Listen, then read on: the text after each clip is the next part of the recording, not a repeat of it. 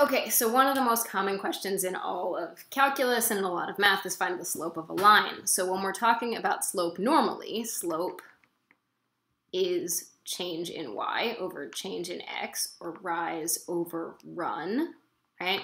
Or when we get to calculus, dy dx, right? So when we're talking about parametrics, we don't have things in terms of x and y, we have things in terms of x of t and y of t, right? So in a parametric system, so we have x of t and y of t. So when we derive, we don't derive with respect to x, we derive with respect to t. So if we want to find the slope of a system of parametric curves, the way we do that is to find the slope of a tangent line.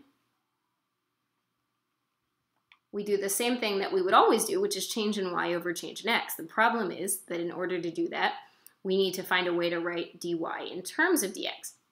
So one way to do that is to actually solve for t and replace your t stuff with x stuff, and that's the most drawn out and difficult way. The easier way to do it is to recognize that if you put dy dt on top of dx dt, right? So if we have a fraction on top of a fraction, when we simplify a fraction on top of a fraction, we can change this to dy dt times the reciprocal of the bottom fraction, and what you'll notice is that really easily the dt's cancel and we get dy dx.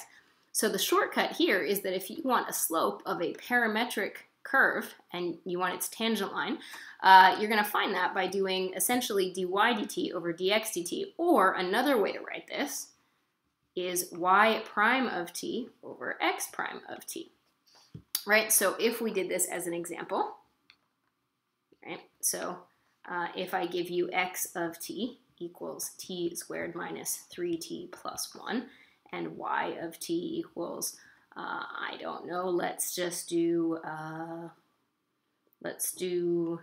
3t cubed plus 7, right?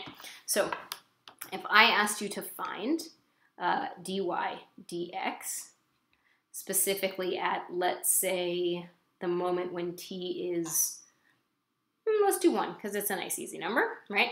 If I ask you to do that, then the way you would do that is you would start by finding x prime of t, which would be a 2t minus 3, and you would find y prime of t, which would be a 9t squared, right?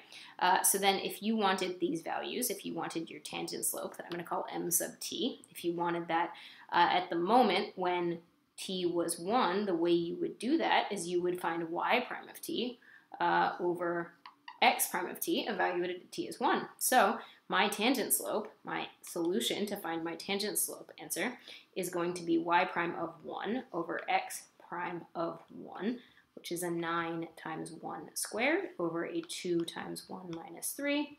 That's a 9 over a negative 1. So my tangent slope in this problem is a negative 9.